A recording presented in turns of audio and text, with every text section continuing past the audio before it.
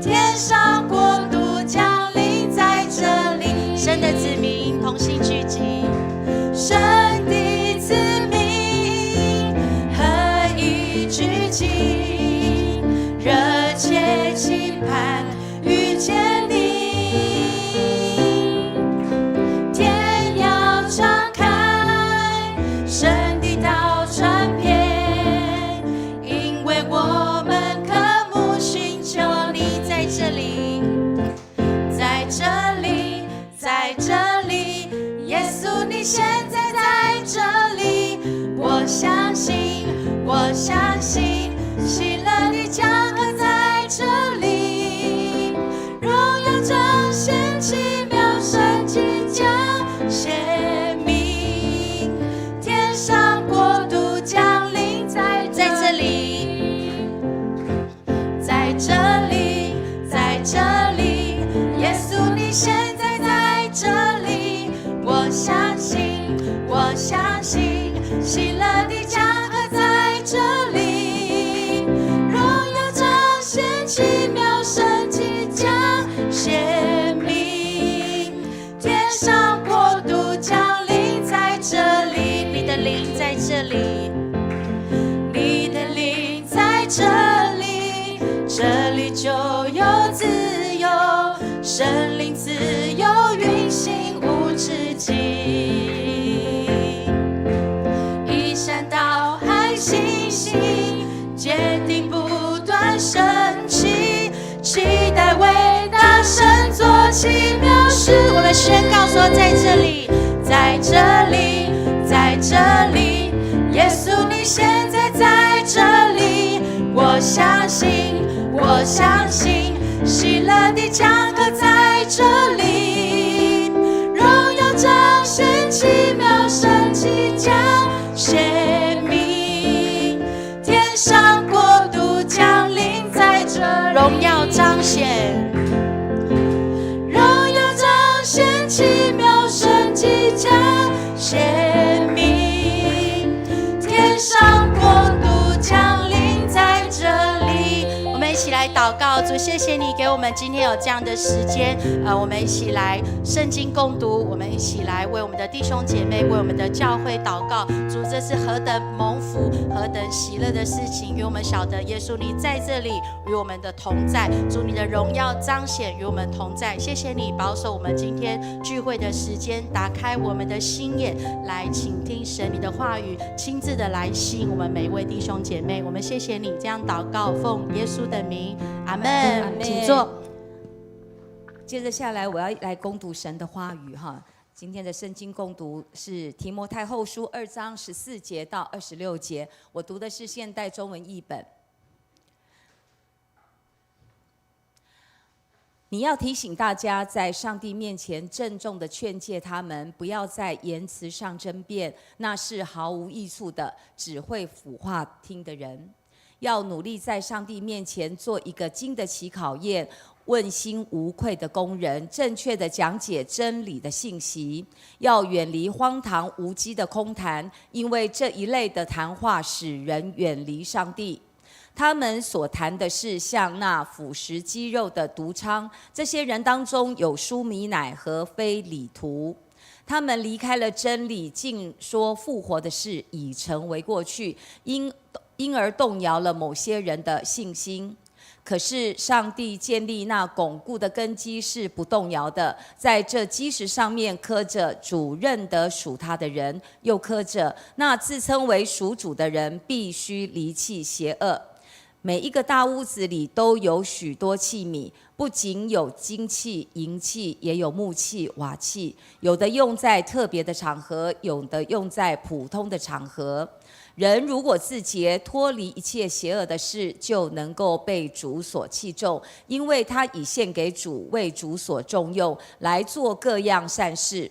你不要像少年人意气用事，要跟那些心地纯洁、祈求主帮助的人一同追求正义、信心、爱心和与和平，要弃绝那愚拙无知的辩论。你知道这种辩论往往会引起争吵。主的仆人不可争吵，他应该和气待人，殷勤善导，处处忍耐。用温柔规劝敌对的人，也许上帝会给他们悔改的机会，使他们认识真理。这样，虽然他们被魔鬼抓去，被迫顺服了他，他们也会醒悟，从他的罗网中挣脱出来。以上。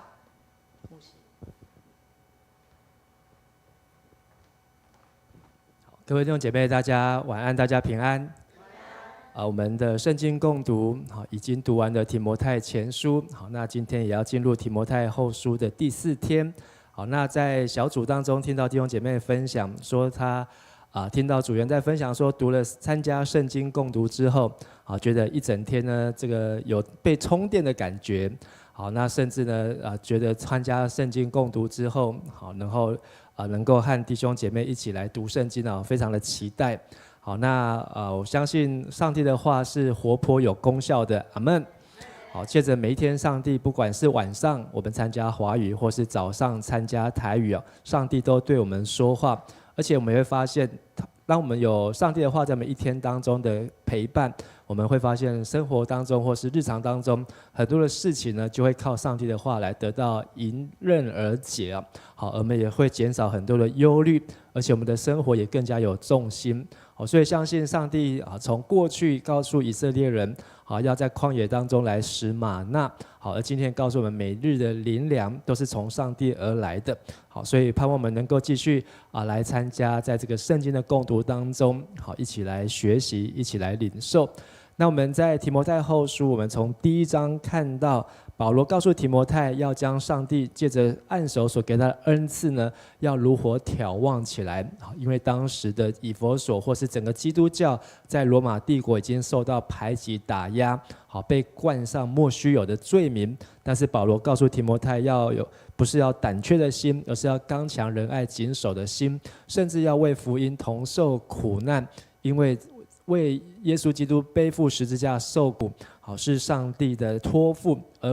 上帝托付我们，我们也把我们的所托的交给上帝，上帝会亲自为我们保全这一切。所以这当中很重要，就是借着圣灵来守住各样的美善，守住上帝的话，让我们不陷入试探。而在第1章的后半段，我们看到亚细亚的信徒看到保罗被抓，纷纷跟他装不熟就离开他。但是呢，却有阿尼色弗一家呢，从以弗所千里迢迢来寻找保罗，在罗马大都会当中，而且还找到，还好几次去看他，甚至呢还来更新保罗，让他重新得力可能是在他肉体上的缺乏，或是身体上面的需要。虽然阿尼色弗很可能在保罗写这封提摩太后书的时候，已经殉道被主接去，但是保罗也特别在这一段书信提到他2次让我们非常的深受感动。而昨天读的第2章呢，保罗告诉提摩太，在耶稣基督要将恩赐如何眺望，也要在基督的恩典上要刚强起来。而这刚强起来，就是要把上帝的信息继续的传下去，而不要到我们这边就截止。而且要做耶稣的精兵，如同军人，如同比赛的选手，如同农夫，如同这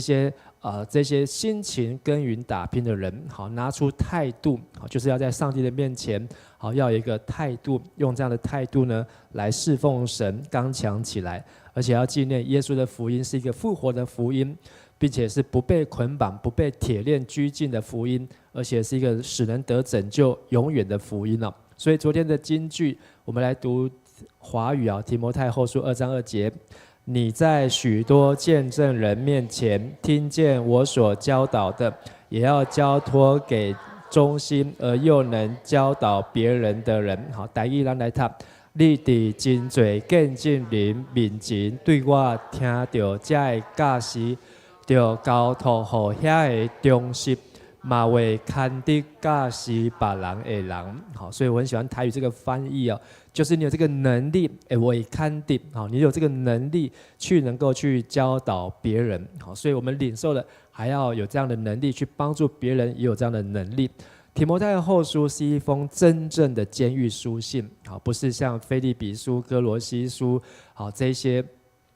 保罗在租的地方所写的书信啊，而且呢，也是保罗的遗书，也是保罗给基督徒，不仅给提摩太，给所有基督徒的教战守则。所以这样的教战守则呢，即便快要经过了1900多年，好，但是呢，今天读起来仍然特别的有滋有味啊。而保罗在罗马这个世界的中心，也是欲望的核心，也是权力的巅峰。好，但是呢，保罗他不是追逐地上的人所追逐，他所追求的呢，好是天上，好以上帝为中心，是上帝的旨意的核心。追求是愿上帝的国降临，愿上帝的旨意行在这地上，如同行在这天上。所以我们昨天有做过几个练习，好，今天我们牧师再出几个题目让大家练习。如果你读完了保罗的提摩太前书、提摩太后书，你有一个心志，想要追求上帝的国和上帝的义，想要像保罗一样成为那忠心又能够教导别人的人，做一个这样子的信徒委身的时候，当有亲朋好友误会你的时候，好，那像刚刚吃饭在我们家就上演误会大战，好，但是呢，好，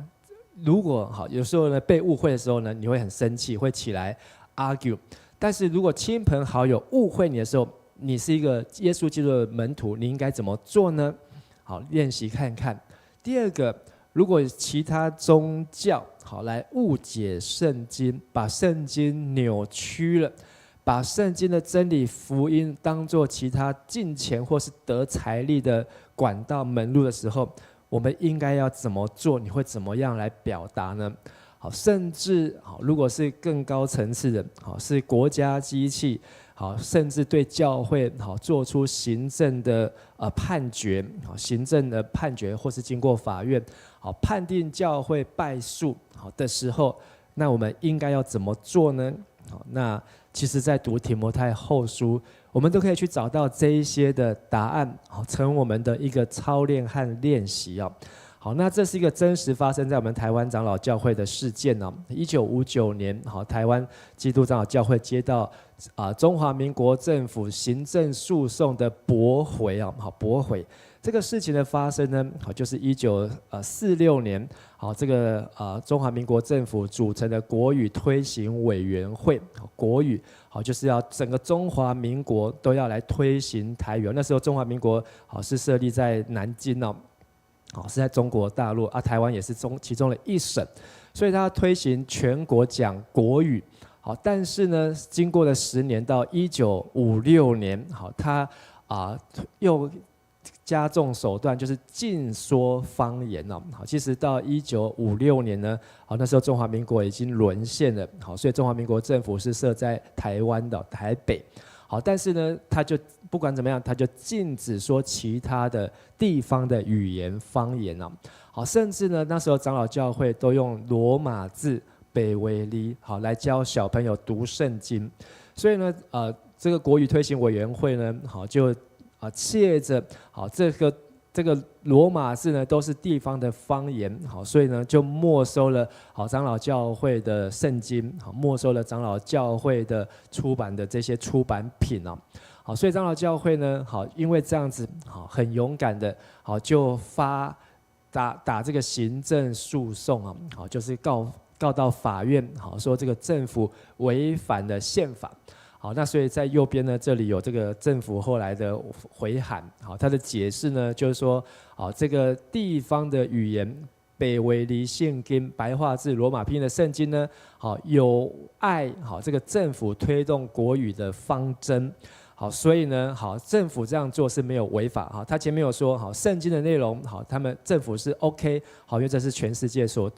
都共同拥有的。但是呢，好，政府是为了要推动国语，好，所以而来禁止和没收啊。好，所以在这个行政诉讼好败诉之后呢，好，长老教会好不是只有长老教会啊，包括圣经公会的台语圣经，好，很多都继续被没收啊，好，一段很长的时间。好，这也是造成为什么我们很多像牧师这个年纪，好像我这个年纪不会讲台语呢，好，因为从小就是被禁止好讲台语，好讲自己的母语。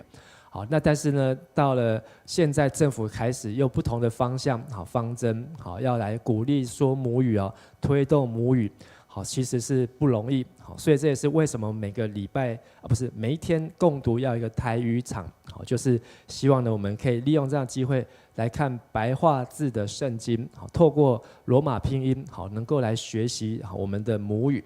而昨天我们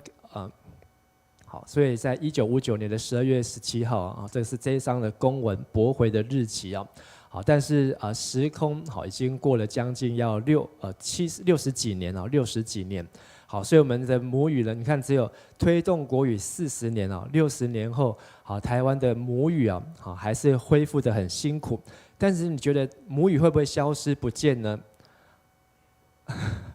好，如果我们继续去用它，好，有人继续去读它、去使用它，好，它就不会消失不见。好，所以我们在场有的母语可能是台语，有的是日文，有的是原住民，好，有的是不同的客家话，好，但是呢，我们应该都要彼此来尊重，好，而不是透过像政府、好政治、好这样去打压，好，那这是在历史上一个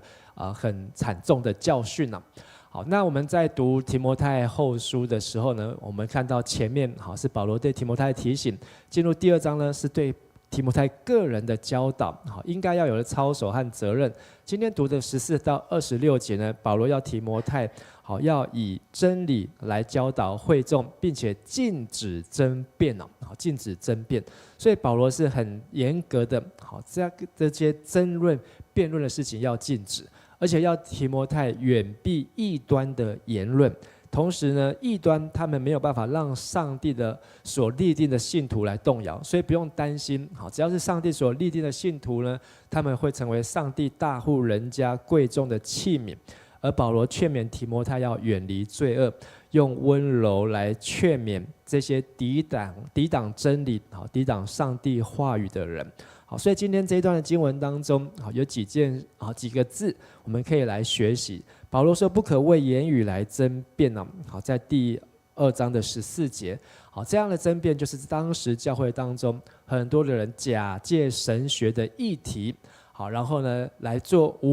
没有意义也没有益处的辩论。目的是什么呢？好，目的不是为了要维护上帝的教义、上帝的真道，而是要来炫耀自己的口才啊！好，炫耀自己的口才，好像参加辩论大会或是参加辩论社的表演一样。好，所以这样的争辩，不是说为了不要为真理争辩，而是那一些只是为了要炫耀卖弄好自己的学问呢，不用跟他一般见识。好像那个超咩啊朗给刚啊，好，大家一直逗你，你就等你上钩来咬住这个饵。好，所以保罗告诉提摩太，好，这个争辩不是说任何违反真理都是嘴巴安静闭嘴不说，而是不要为这些无意义的话题主题来争辩。第二呢，要按着正义来分解圣经。好，和本写分解圣经。好，那现在修订写成讲解真理的话。好，它原文的意思呢，按着正义分解，好，就是开一条笔直的路，好，就是开一条直的路，而不是弯弯曲曲。意思是说，透过讲解圣经，让人可以借着这条直的路，好，来找到上帝。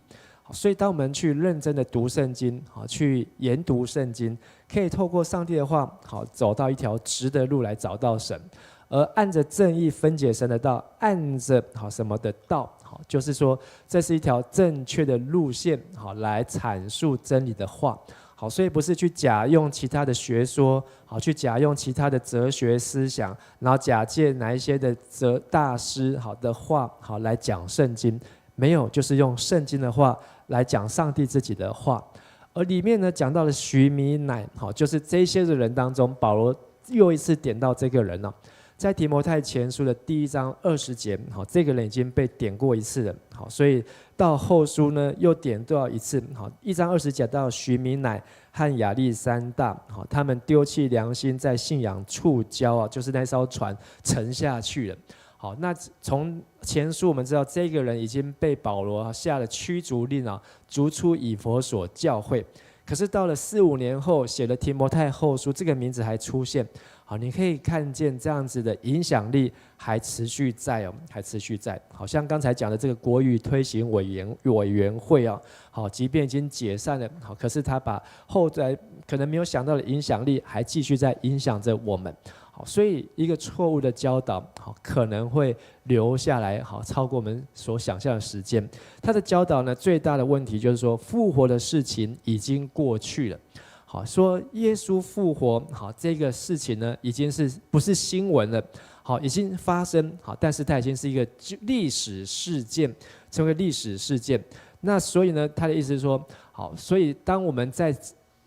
洗礼或是浸水的时候呢，我们的灵性就复活，跟着耶稣复活，而我们的身体不需要复活，也不会复活，所以我们还是活在这个肉体躯体当中啊。所以他还是把灵啊这个二元论啊，把灵魂物质界和非物质把它分开。好，所以徐明乃好，他用的就是诺斯底主义的影响，好，讲到人要追求是灵性看不见的层面。而我们的身体呢，看得见的呢，好是邪恶是败坏的，所以呢，他们就用这样的教导，好要大家好去追求灵性，好就好像去这个超绝静坐一样，好，但是呢，这样的言论呢，就是失去了对身体复活的信心，以至于呢，好将来他就失去了好他的相信，他的身体会复活，好，因为我们的使徒信经说，我信复活，我信永生，我信身体的复活。所以我们要相信我们的复活，好是从我们的身体好来复活，如同耶稣一样。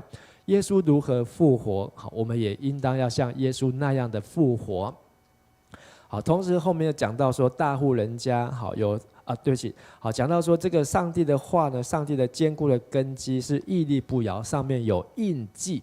这个印记指的就是指在当时候，好他们所盖的房子或是建筑物会刻上一个记号。好像我们这个房子好会盖是哪一年盖好的，好会有这样的印记，好，所以指的呢就是每一个上帝好所拣选的人，好上帝会在他的身上有记号，好盖上一个记号，而这个记号呢就成为一个大户人家。其实我们看到等一下经文就知道，上帝的记号就是教会，好这指的就是指教会，所以这个大户人家就是讲基督的教会里面有金器、银器、木器、瓦器。好，有的是用来做贵重之用，但有的呢是用卑贱之用，好，可能就是拿去洗地板啊，好，然后洗碗槽啊，好，脏乱的地方，好，但是呢，只要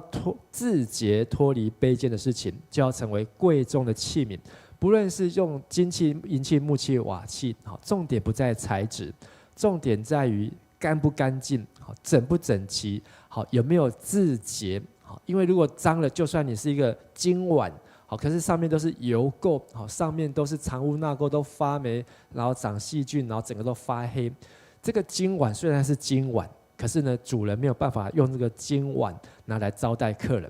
可是你可能是一个最便宜的瓦器，好，是一个瓦做的一双筷子，好，或是一个碗盘，一个盘子。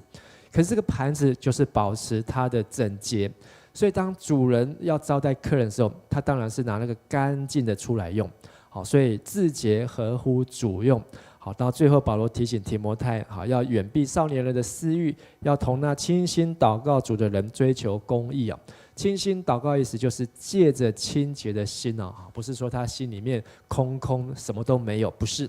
而是他是用清洁的心，就是诚实的心来祷告上帝。好，所以我们来看今天这个经文，好，有3个重点。第一个，不要在言辞上争辩；第二个，不要像少年人意气用事；第三个，主的仆人不可争吵。第一个呢，不要在言辞上争辩，为什么呢？好，保罗提到2件事情。我们在言辞上争辩，像是那些炫耀自己学问、卖弄自己聪明知识的人，只会腐化听的人，让听的人呢，好，他的心好像到了盐酸在里面被腐化，而且呢，好这样的信息、这样的谈话，使人远离上帝啊，好使人离开真理，就像是那腐蚀肌肉的毒疮啊，好，所以呢是像是癌细胞一样，好一点一点在吞吃我们的生命。所以保罗提醒提摩太，好，虽然那时候可能人不认识什么是癌症，但是保罗在提醒我们，好，在我们的聚会、在我们的小组、在我们的家中。好，这一些辩论，而且是没有意义、没有结果的，好，没有是非对错的，好，最后只是为了争辩而争辩。好，我们看使徒行传20章，保罗去到雅典的时候，他们就是一堆的人在亚略巴谷的山上，好，整天在那边闲闲没事，空谈闲谈，然后就好像好像中国历代的这个宋朝，好，这些很多的文学，好，这些读书人整天无所事事，就是找一些奇怪的题目，大家来辩论。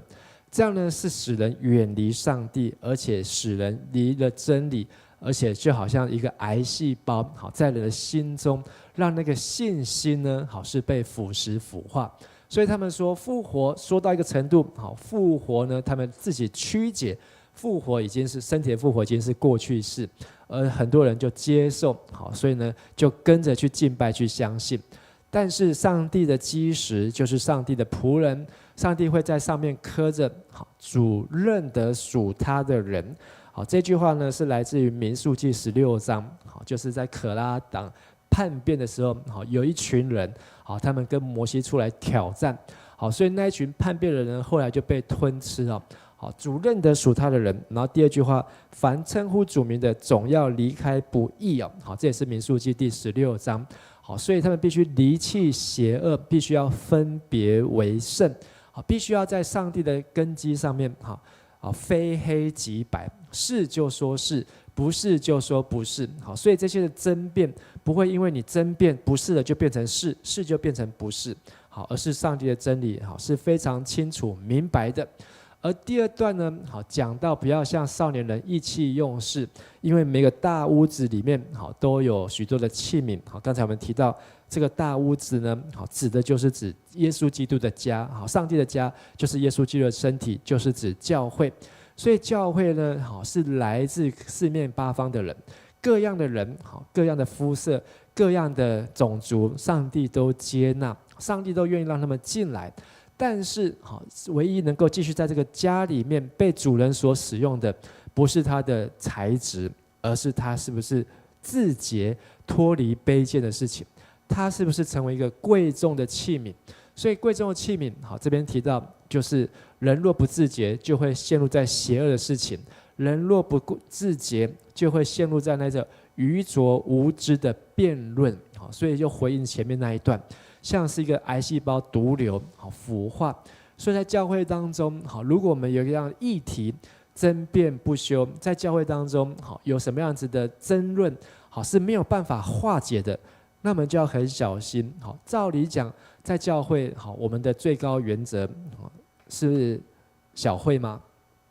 还是牧师？还是中会？好，还是总会？好，还是台湾基督长老教会的法规？我们最高原则就是这个圣经，好，所以万民皆唯独圣经啊，唯独圣经，这是教会的最高原则。好，所以我们应该很容易的从圣经里面去找到各样争议的解决之道。好，但是呢，如果在教会当中持续很久，甚至持续好几个月，甚至数年，那就一定有问题。怎么可能在圣经里面找不到解决的对错呢？好，解决的对错呢？好，所以我们这个可能就是变成是没有意义的争辩，好，那只会彼此更多的伤害啊，好，会引起更多的争吵。好，那所以要必须自洁，好，才能够成为贵重的器皿，被上帝所使用。使用呢，就是才能够做善事，才能够有好的见证，透过好的行为来见证上帝。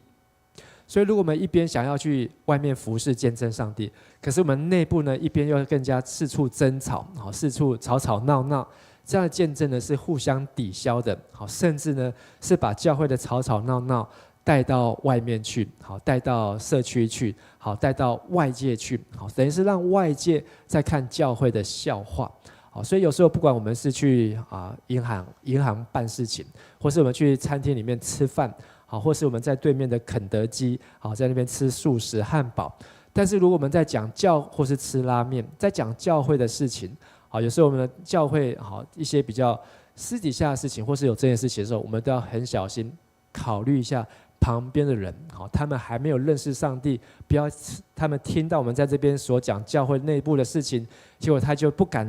来到教会，好，因为呢，好，必须要自洁脱离卑贱的事情，才能够做贵重的器皿，被上帝用来行善事。但是如果我们在分享、在吃面、在吃汉堡的时候，说哇，教会好棒，好，我们参加教会，我们一起读圣经很棒。我们今天读到了提摩太后书，好，上帝的话很棒。好，你这样子分享的时候，旁边的人听到说哇，你们教会怎么读圣经这么棒，他也很想来听听看。好，这个银行的行员说哇，你们教会读圣经好这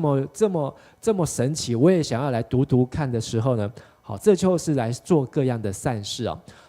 所以呢，保罗说，人的意气用事不要像少年人。好，少年人是指40岁以下。好，要跟那些心地纯洁、祈求主帮助的人，好，倾心祷告就是求主帮助人，追求4件事情：公义、信心、爱心和和平。好，我们说的是公义、信心、爱心、和平。所以从公义、正义开始，从和平结束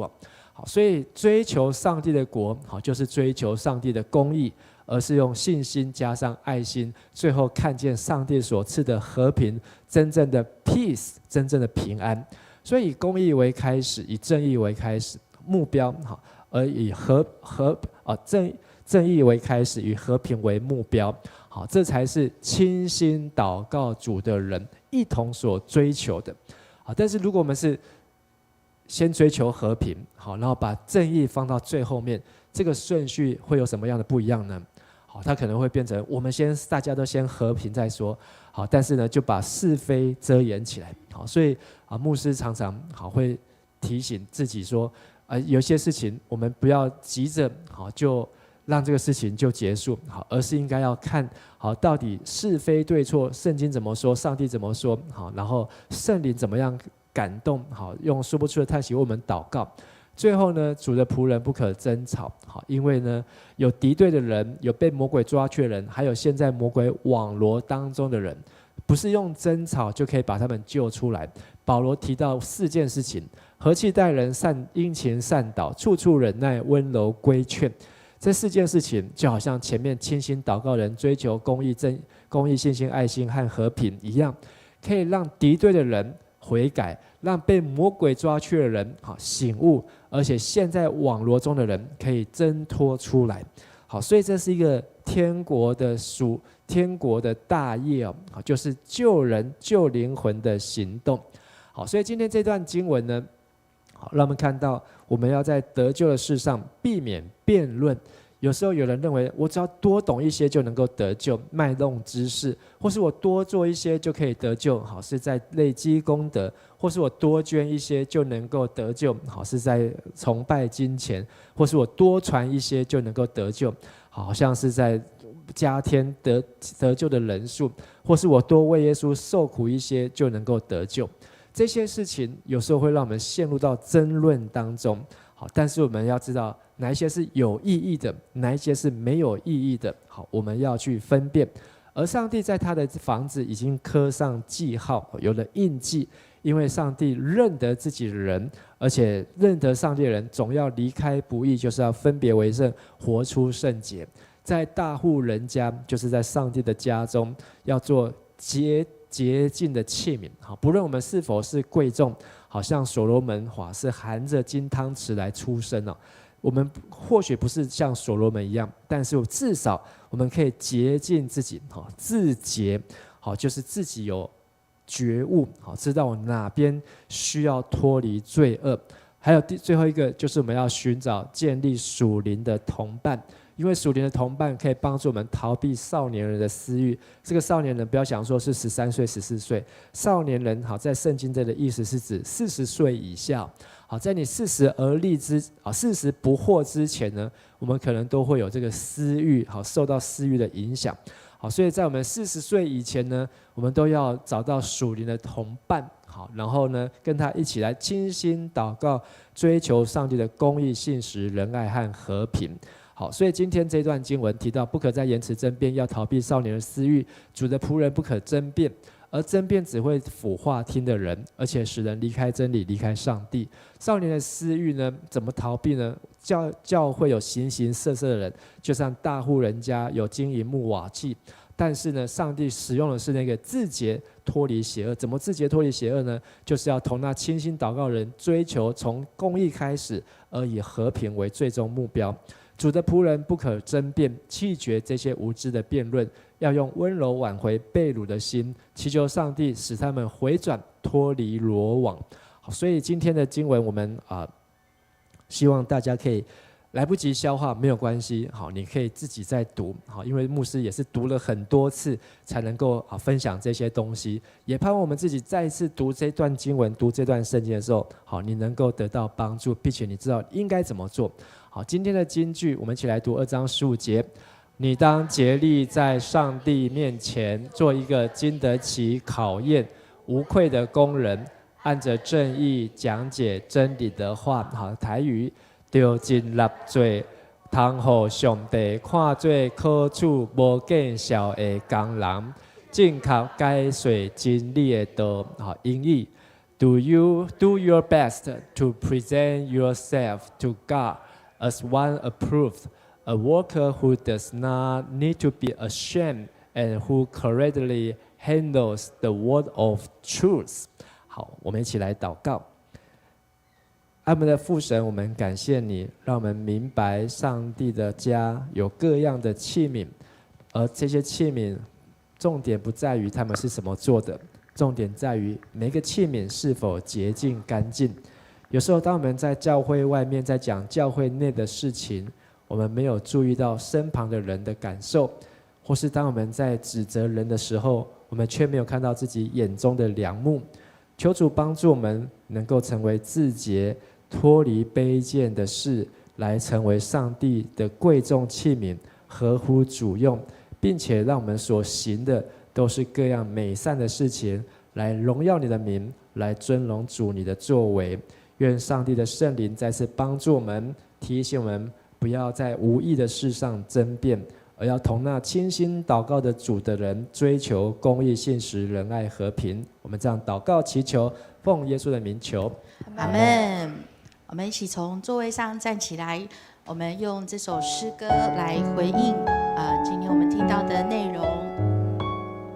主，我们同心在你的面前。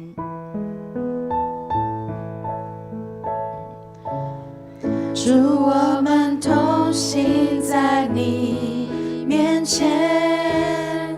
以祷告寻求你面，我们转离所有的恶行，定义单单跟随你。主，我们是属你的赐下父神的心，我们要回转向你父神，也要看见复兴。我们呼求你，阿爸父，设立你宝座在这地。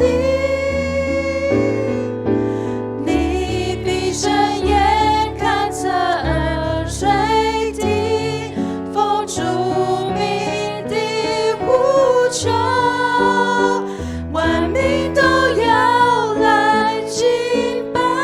你，荣耀高举你的生命，复兴这地全能的君王，我们欢迎你。主，我们同行在你面前，以祷告寻求你面，我们转离所有的恶行，定义单单跟随你。主，我们国家是属于你，求你来掌管全地，愿你来怜悯医治这地，荣耀再次降临。我们一起举手，我们呼求，我们呼求你，阿爸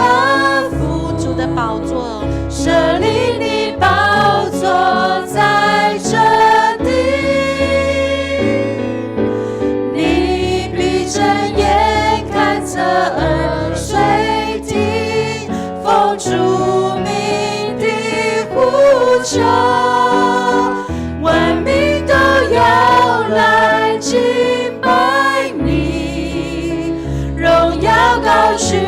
你的生命，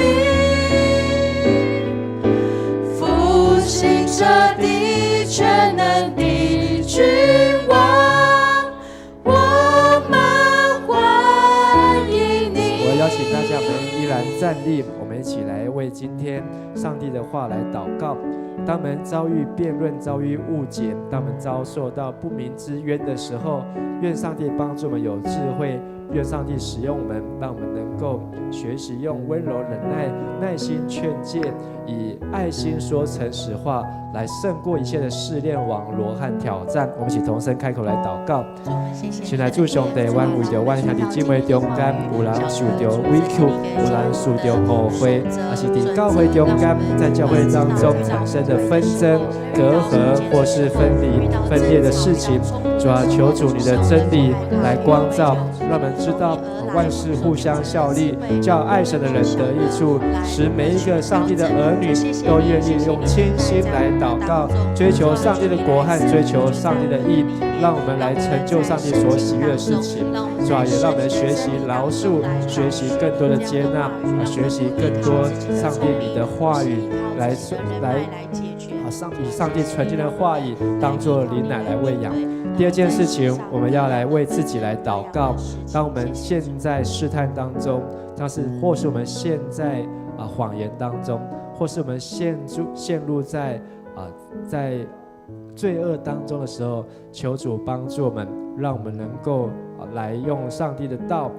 殷勤善导，处处忍耐，用温柔的规劝，让我们能够脱离一切的网罗，脱离一切的试探，能够自洁，成为上帝重用的器皿。我们一起同声开口来祷告。主，谢谢你的恩典。主，别天父上帝，我们为着我家己个人来祈祷，因为上帝你讲人若亲去脱离一切卑贱的事，就要成做贵重的器具，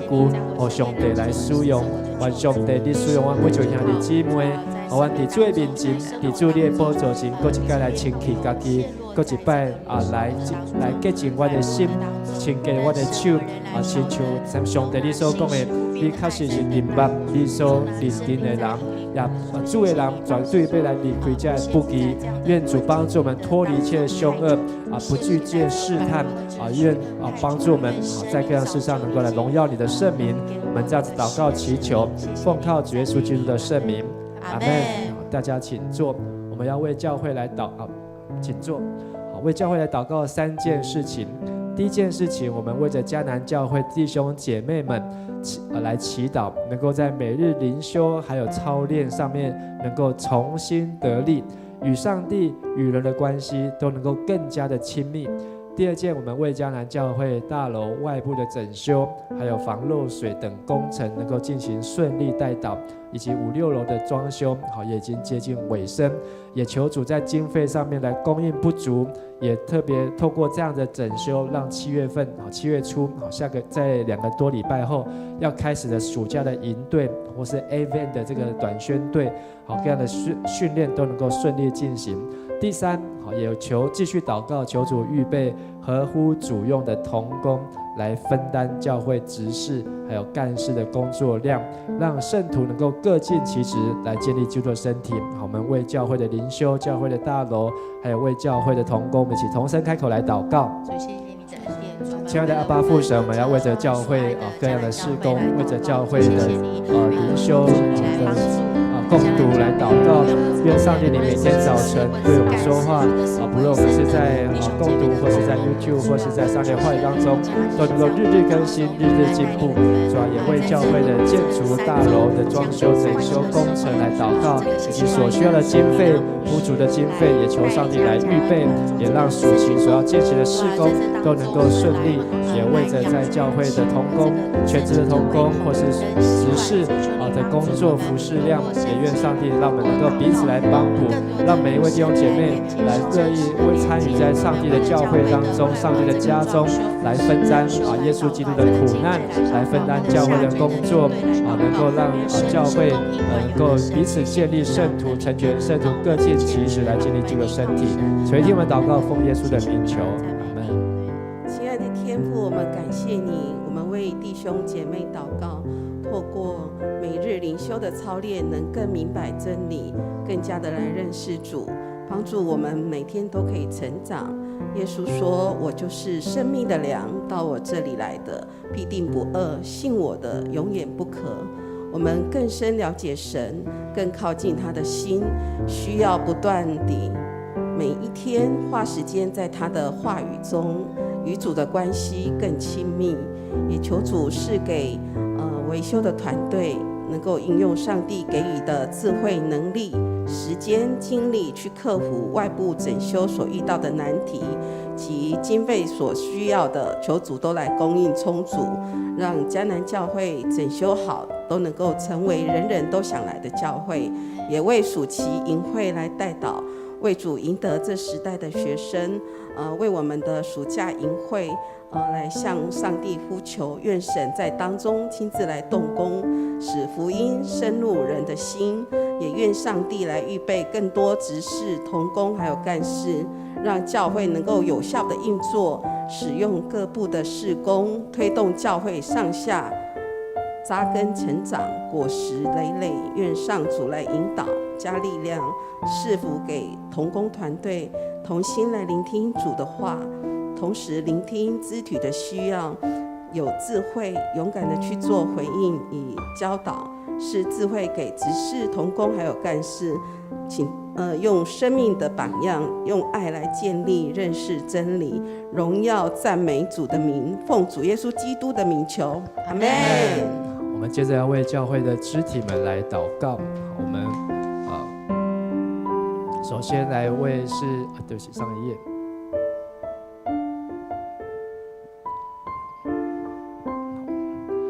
志鹏小组长，他的这个伤势已经逐渐恢复当中，也会在这个礼拜天回到台湾，也继续为他能够平安顺利的返台代祷。那今天也是志鹏兄的生日啊，我们也在这边线上祝他生日快乐。好，那我们教会也有长老从台湾跑去云南的医院去探访他，我觉得真的是太厉害了。好，那也求主让我们这个在无国界能够彼此的代祷关心。然后第二个，我们为着洪昭姐来代祷。她已经在前几天转到普通病房。那因为有些许的感染，在打抗生素，还有降脑药，也求主看顾洪昭姐。在中风之后，她的神经、还有语言、还有肢体有受到影响，还有照顾她的女儿，也求主看顾，保守她这些家人们都能够同心继续代祷，求上帝来彰显他的大能。第三，也为着郑正伦牧师来代祷。那郑牧师也昨天住院治疗，必须要有3-4天的时间输血，也求主看顾，让这个玻尿酸的疗程能够有效，并且让这个出血能够早日来止血，让这个身上的功能都能够恢复正常。那要跑掉。下一个，为怡红姐，怡红姐的尾椎开刀后的复原来祷告，还有为丽英姐脑溢血手术后的复原祷告，还有文道兄，这个肾脏功能衰退，能够有强健的肾脏跟功能和更新恢复来祷告，为银萍的爸爸万成兄失智，以及照顾银萍在照顾爸爸当中所需要的体力，还有秀凤组长在这个做化疗之后的这个恢复，还有家云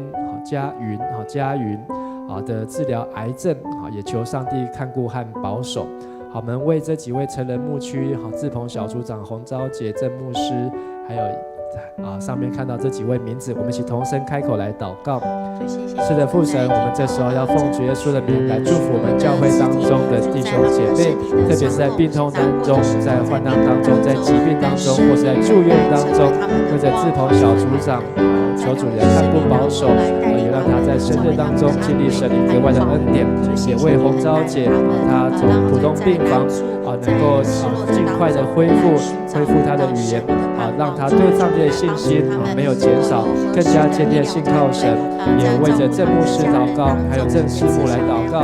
让牧师牧师娘他们能够经历上帝的格外的恩典上帝的恩典够用也能够让出血的地方能够早日来止血。也为怡红姐、丽英姐、文道兄、银平的爸爸万成兄，还有秀凤姐和佳宇姐妹来祷告。主啊，求主你亲自来医治他们，触摸他们，让上帝的话语来带领他们经历上帝你所赐出人意外的平安，在耶稣基督里面保守众人的心怀意念能够知道上帝使无变为有，使水变为酒。你是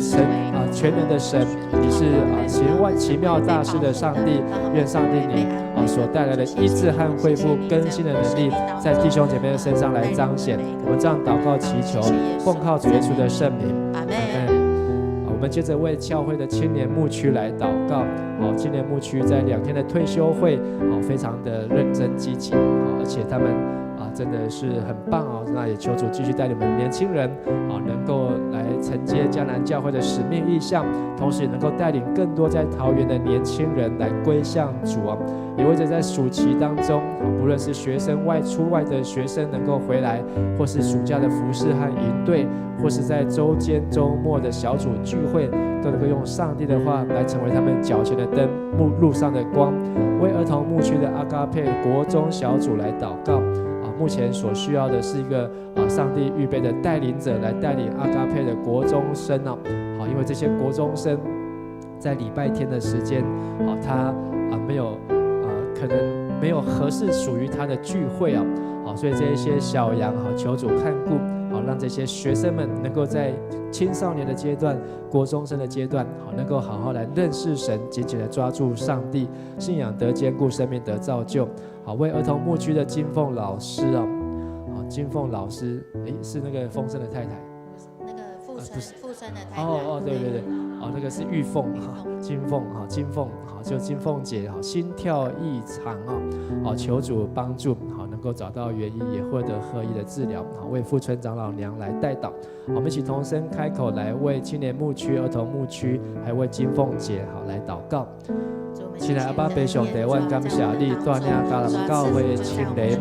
来经过2天1暝的这个退休会，也让这些青年会当更加有同心合意的心，会当彼此来将最好的同工，会当彼此来帮助，来希望福音来建立主你的教会，也为着你暑假中间这些出国的青年学生大家比办这些期末考，也是在升学考试，会当有好的成绩，买当有好的这个学校会当继续来受好的装备，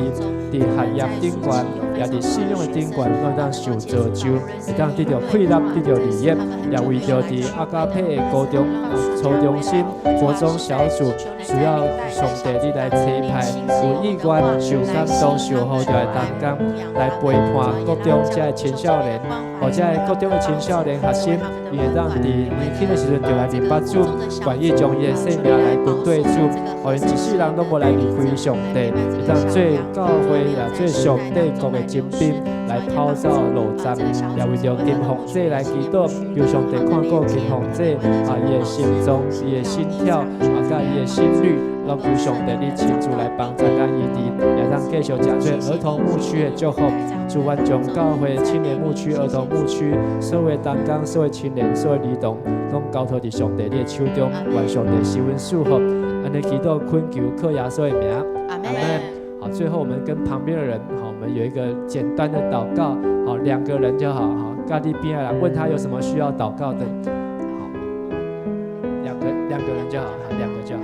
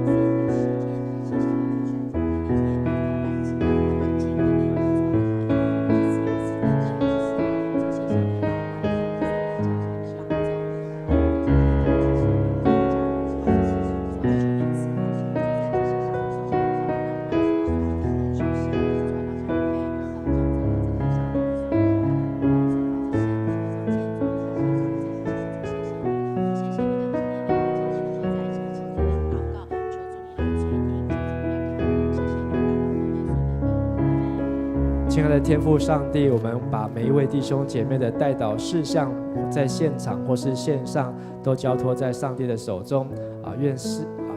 愿听祷告的上帝，你亲自在我们的中间啊，扶持我们，也帮助我们，让我们将心里面一切所要的来告诉神。上帝，你必在耶稣基督里面赐下出人意外的平安，在耶稣基督里保守我们的心怀意念。愿上帝你的话、你的光、你的灵，在我们的生命、在我们的生活当中处处来彰显，让我们知道万事互相效力，叫爱神得益处，也让我们知道在人所不能，在神凡事都能。主啊，你说压伤的芦苇你不折断，将残的灯火你不吹灭。主啊，你借着你的话语，让我们明白你是万王之王，是万主之主，是使无变为有，使水变为酒。愿上帝你在我们的生命当中来掌王权，居首位。愿一切的荣耀尊贵都颂赞都归给你，从今时直到永永远远。我们这时候要用主祷文一起来祷告。我们在天上的父，愿人都尊你的名为圣。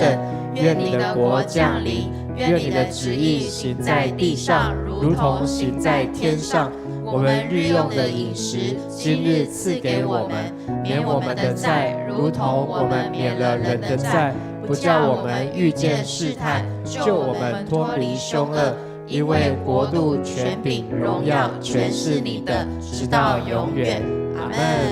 我们再一次的从座位上站起来，献上我们的赞美，献上我们的敬拜，来到神的面前，我们就喜乐的来拍手。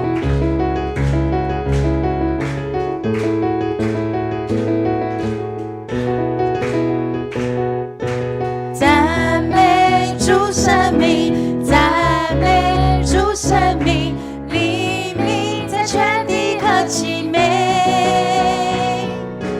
你心是广大，怜悯不断绝，你慈爱永远长存。让我们献上赞美祭，合一敬拜在爱里，不分时代，在你殿中欢呼大喜乐。让我们诉说你恩典，赞美进入你的园，神的膏油就必永留在这地。让我们献上赞美祭，合一敬拜在爱里，不分时代，在你殿中欢呼大喜乐。让我们诉说你恩典，赞美进入你的园，神的膏油就必永留在这地。神的膏油必永留在这地，阿们吗？永留在这地。我们拍手，把荣耀、掌声归给神，谢谢。好，我们晚上聚会到这边，我们彼此请安，彼此祝福，愿上帝祝福大家。好，线上弟兄姐妹，大家晚安，大家平安。晚安。